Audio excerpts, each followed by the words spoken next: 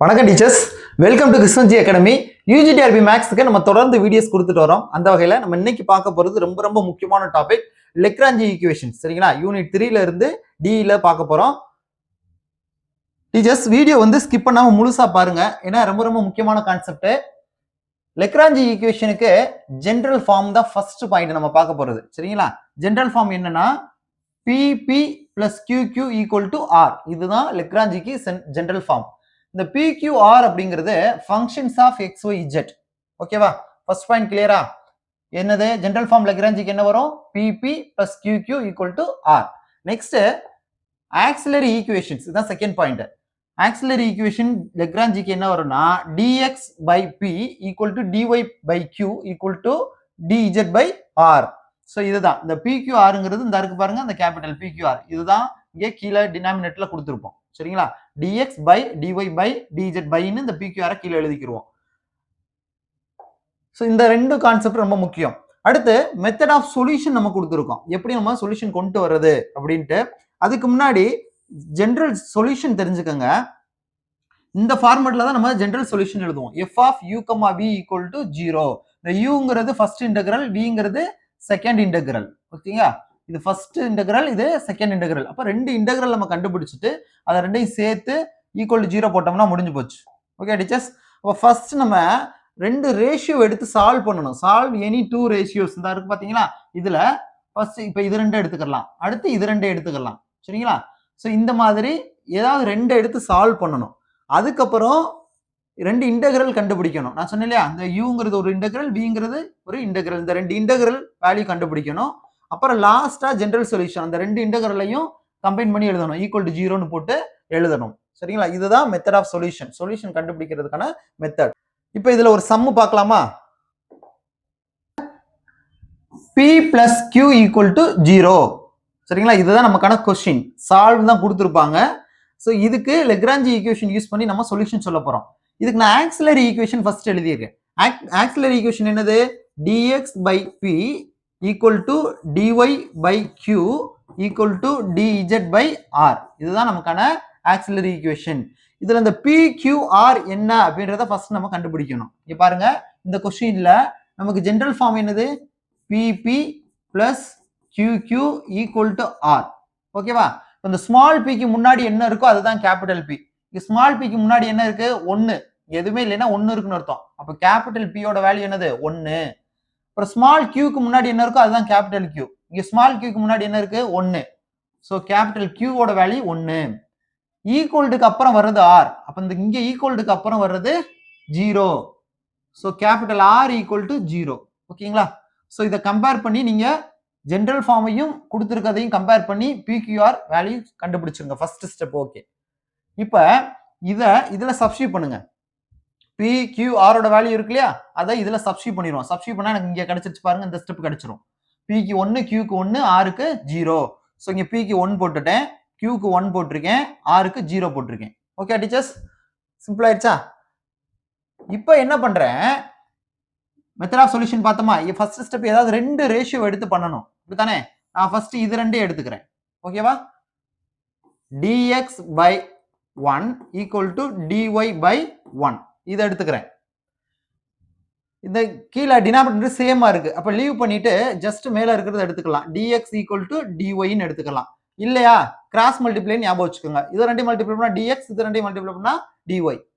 இப்ப இன்டகிரேட் பண்ணுங்க, ரெண்டு பக்கம் என்ன பண்ணுங்க? இன்டகிரல் எடுங்க. சோ இப்ப dx இன்டகிரேட் பண்ணா என்ன வரும்? எனக்கு x ன்னு வரும். dy இன்டகிரேட் பண்ணா எனக்கு y ன்னு வரும். டீச்சர்ஸ் நான் இன்டகிரேட் பண்ணிட்டேன், அதனால ஒரு கான்ஸ்டன்ட் சேர்க்கணும் இல்லையா, இதை C1ன்னு எடுத்துக்கிறேன். ஓகேவா? சோ இப்போ இந்த y எங்கிட்டு கொண்டு வந்துருமா? அப்ப x minus y equal to C1. ஏன்னா நான் இன்டகிரல் தான் கண்டுபிடிக்கணும். ஓகேவா? சோ இந்த கான்ஸ்டன்ட் இருக்கு இல்லையா, இதுதான் எனக்கு இன்டகிரல். சோ அதனால இதே மாதிரி இன்னொன்னு எடுத்து செய்ய போறோம். சோ இதுதான் ஆன்சர். சரிங்களா? இதான் ஒரு இன்டகிரல் C1ன்னு நான் வச்சிருக்கேன். சோ இதுதான் எனக்கு ஃபர்ஸ்ட் இன்டகிரல்னு கிடைக்கும். ஓகே டீச்சர்ஸ், இது ஃபர்ஸ்ட் இன்டகிரல் அப்படியே வச்சுக்கோங்க. இந்த நம்ம லாஸ்டா ஜெனரல் சொல்யூஷன் என்ன சொன்னோம்? f of u, v equal to 0ன்னு போட சொன்னா, இதுல first integral u, second integral v ன்னு சொன்னல, அதே மாதிரி தான் இங்க நம்ம அது ஜஸ்ட் நோட்டேஷன் uvங்கிறது. இங்க C1 C2ன்னு நான் எடுத்திருக்கேன். சோ இந்த மாதிரி எழுதலாம். ஃபர்ஸ்ட் இன்டகிரலுக்கு நம்ம கொடுக்கக்கூடிய நேம் தான் இது ஃபர்ஸ்ட் இன்டெக்ரல், இது செகண்ட் இன்டெக்ரல். இப்போ ஃபர்ஸ்ட் இன்டெக்ரல் எனக்கு என்னது x மைனஸ் ஒய்ன்னு கிடைச்சிருச்சு. அடுத்து நான் செகண்ட் இன்டெக்ரல் கண்டுபிடிக்கணும் C2. உங்களுக்கு ஜென்ரல் ஃபார்ம்ல ஸ்டார்டிங்ல சொன்னது நான் யூவின்னு சொன்னேன் டீச்சர்ஸ், கன்ஃபியூஸ் ஆயிடாதீங்க.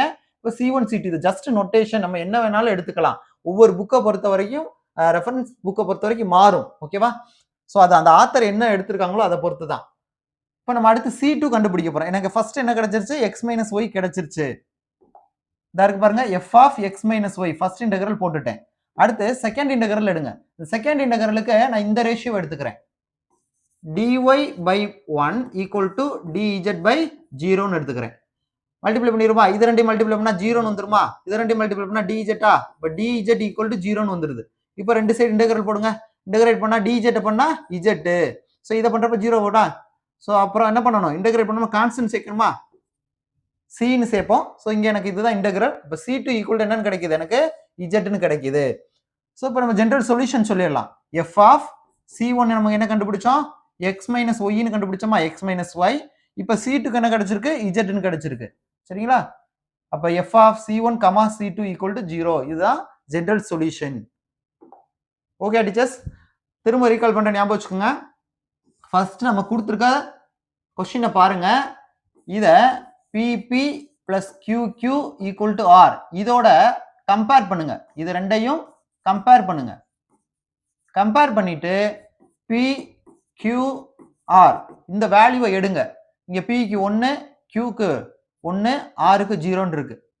அதுக்கப்புறமா ஆக்சிலரி ஈக்குவேஷன் எழுதுங்க. ஆக்சிலரி ஈக்குவேஷன் என்ன சொல்லுது, dx by p equal to dy by q equal to dz by r. இதுல இந்த PQR சப்ஸ்டிட்யூட் பண்ணிருங்க. ஓகேவா? எனக்கு இது வந்துரும். அதுக்கப்புறம் ஏதாவது ரெண்டு எடுத்துக்கோங்க. இது ரெண்டே எடுங்க ஃபர்ஸ்ட். அதை வச்சு ஃபர்ஸ்ட் இன்டெகிரல் கண்டுபிடிச்சுக்கோங்க. அடுத்து இது ரெண்டே எடுங்க. அதை வச்சு செகண்ட் இன்டெகிரல் கண்டுபிடிச்சுக்கோங்க. ஓகேவா? அப்புறம் நீங்க கண்டுபிடிச்சிருக்க இந்த ரெண்டு இன்டெகிரல் இருக்கு இல்லையா, இது ரெண்டையும் சேர்த்து ஜெனரல் சொல்யூஷன் கொடுத்துருங்க. எப்படி எழுதணும், f of C1, C2 equal to 0. இந்த ஃபார்மட்ல நம்ம எழுதணும். டீச்சர்ஸ் அடுத்து ஒரு சம் பார்க்கலாமா, xp plus yq equal to z. இது ஒரு ஈக்குவேஷன் இருக்கு. இதை நம்ம லெக்ராஞ்சிஸ் மெத்தட் யூஸ் பண்ணி சால்வ் பண்ண போறோம். ஓகேவா? ஸோ ஃபர்ஸ்ட் நீங்க லெக்ராஞ்சி ஈக்குவேஷன்ஸ் ஜெனரல் ஃபார்மோட கம்பேர் பண்ணுங்க.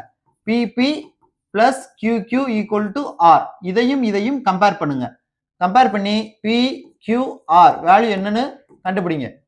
Pக்கு முன்னாடி என்ன இருக்கு, எக்ஸா, அப்ப கேபிட்டல் P வந்து எக்ஸ். Qக்கு முன்னாடி என்ன இருக்கு, ஒய் இருக்கு, அப்ப கேபிட்டல் Q வந்து ஒய். ஆர் இருக்க வேண்டிய இடத்துல இஜெட்ன்னு இருக்கு. முடிஞ்சு போச்சா? இப்போ நான் இதை ஃபுல்லா எடுத்துட்டேன். அடுத்த ஸ்டெப் என்ன பண்ணணும்னா ஆக்சிலரி ஈக்குவேஷன் எழுத போறேன். ஆக்சிலரி ஈக்குவேஷன் என்னன்னா dx by dy by dz by ன்னு எழுதணும். சரிங்களா? இவ்வளவுதான் விஷயம். இதான் ஆக்சிலரி ஈக்குவேஷன். இந்த dxக்கு கீழே p ஓட வேல்யூ எழுதுங்க x, dyக்கு கீழே q ஓட வேல்யூ y, dzக்கு கீழே r ஓட வேல்யூ எழுதுங்க z. ஓகே டீச்சர்ஸ், இது முடிஞ்சிச்சா? இப்ப நம்ம இன்டெகிரல் ஃபர்ஸ்ட் இன்டெகிரலும் செகண்ட் இன்டெகிரலும் கண்டுபிடிக்கணும். கண்டுபிடிச்சு லாஸ்ட்ல சேர்த்து எழுதிடலாம். ஓகேவா? f of C1, C2 equal to 0. இதுதான் general solution. So general solution எழுதுறதுக்கு ரெண்டு இன்டெகிரல் வேணும். அந்த ரெண்டு இன்டெகிரல் தான் கண்டுபிடிக்க போறோம். ஃபர்ஸ்ட் இந்த ரேஷியோ எடுத்துக்கோங்க. dx by x equal to dy by yன்னு வந்துடும். ஓகேவா? ஸோ டைரக்டா அப்படியே இன்டெகிரேட் பண்ணுங்க. இன்டெகிரேட் பண்ணா வரும் 1 by x இன்டெகிரேட் பண்ணா log x log x. அதே மாதிரி இங்க 1 by y இருக்கு. ஸோ இன்டெகிரேட் பண்ணோம்னா log y-ன்னு வரும். ஸோ இன்டெகிரேட் பண்ணோம்னா நம்ம என்ன பண்ணுவோம், ஒரு கான்ஸ்டன்ட் சேர்ப்போம். ஓகே டீச்சர்ஸ், ஸோ இங்க லாக் வரதுனால நம்ம இங்கேயும் என்ன பண்ணுவோம், கான்ஸ்டன்ட்டுக்குமே சம்டைம்ஸ் லாக் போடுவோம். இப்போ இதை எங்கிட்டு கொண்டு வந்துருமா, இதை எங்கிட்டு கொண்டு வரப்ப log x மைனஸ் log y-ன்னு வந்துடும். That is equal to log c. இதை எடுத்துக்கோங்க. இப்போ log x minus log y வந்து என்ன வந்துடும், log x by y-ன்னு வரும். That is equal to log c.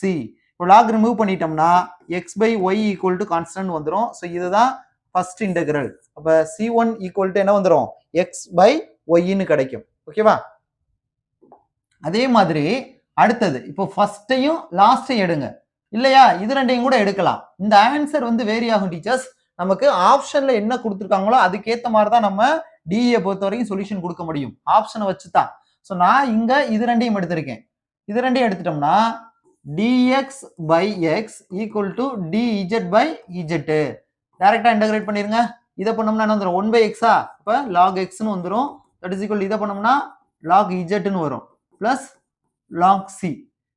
இப்போ இது இங்கிட்டு கொண்டு வரப்ப என்ன வந்துடும், மைனஸ்ல வந்துடும். இப்போ log x minus log z equal to log c ன்னு வருது.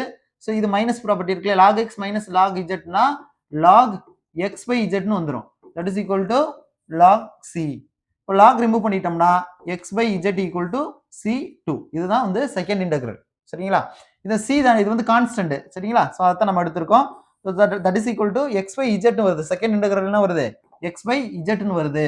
So first integral x by y, second integral x by z. இப்போ இது ரெண்டையும் கம்பைன் பண்ணிருங்க. f of x by y x by z equal to 0ன்னு எழுதிருங்க. சரிங்களா, என்ன ஃபார்மேட் சொன்னேன், f of c1, c2 that is equal to 0. இதுதான் ஜெனரல் சொல்யூஷன் லெக்ராஞ்சில. அப்ப c1 உங்களுக்கு என்ன கிடைச்சிச்சு, x பை y கிடைச்சிச்சு. c2 என்ன கிடைச்சிச்சு, x பை z கிடைச்சிச்சு. ஸோ மீதி இருக்கிறத அப்படியே போட்டுக்க வேண்டியதான். சரிங்களா டீச்சர்ஸ், அடுத்த சம் பாருங்க. p plus q into X equal to z இருக்கு. ஃபர்ஸ்ட் இந்த x உள்ள மல்டிப்ளை பண்ணிடுவோம். அப்ப xp plus xq equal to z ன்னு வருது. இதை நம்ம கம்பேர் பண்ணணும். ஜெனரல் சொல்யூஷன் ஜெனரல் ஃபார்மோட கம்பேர் பண்ணுங்க. லெக்ராஜி ஜெனரல் ஃபார்ம் என்னது, pp plus qq equal to r இருக்கா. ஸோ ரெண்டையும் கம்பேர் பண்ணோம்னா கேபிட்டல் p க்கு என்ன வருது, x இருக்கு, கேபிட்டல் q க்கு x தான் இருக்கு, கேபிட்டல் r க்கு z ன்னு வருது. ஓகே டீச்சர்ஸ், ஸோ இதை ஆக்சிலரி ஈக்குவேஷனுக்கு நம்ம செய்ய போறோம்.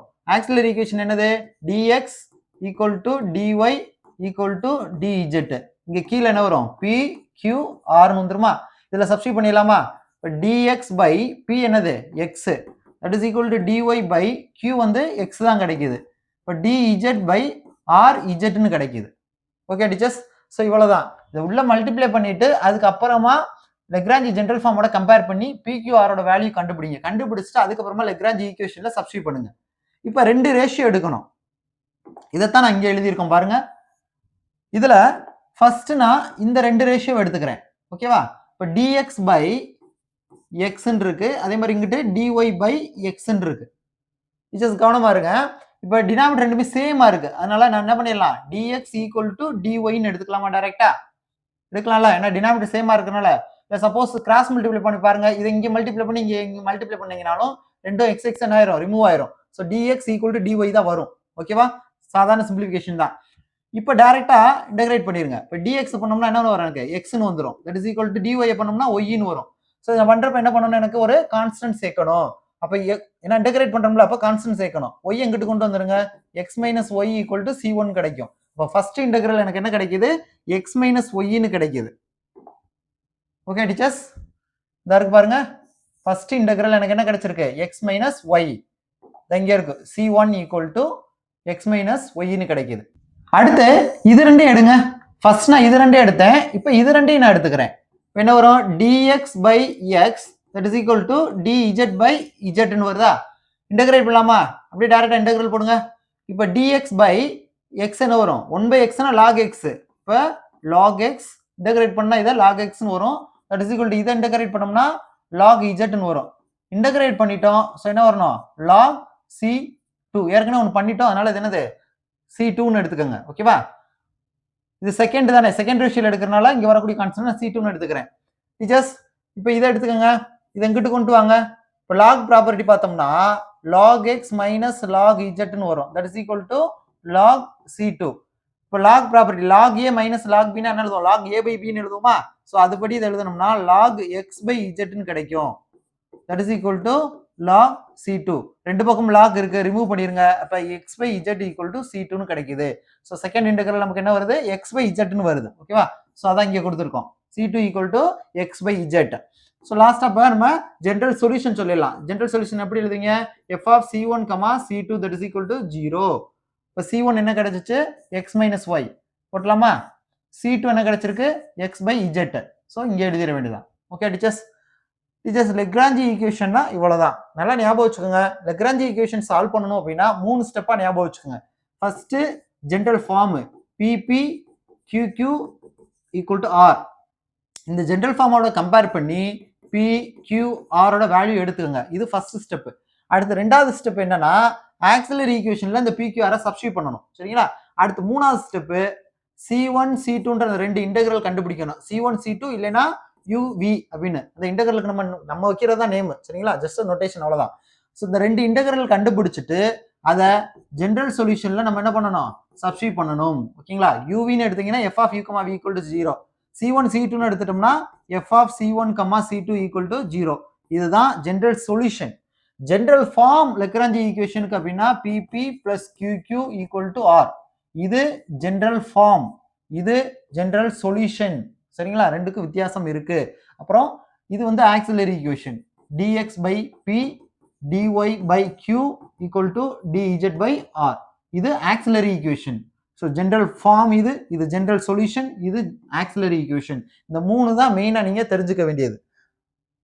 டீச்சர்ஸ், இதே மாதிரி நம்ம தொடர்ந்து வீடியோஸ் கொடுக்க போறோம். நம்ம சேனலுக்கு நீங்க புதுசா இருந்தா மறக்காம சப்ஸ்கிரைப் பண்ணிக்கோங்க. அடுத்த வீடியோல பார்க்கலாம். நன்றி.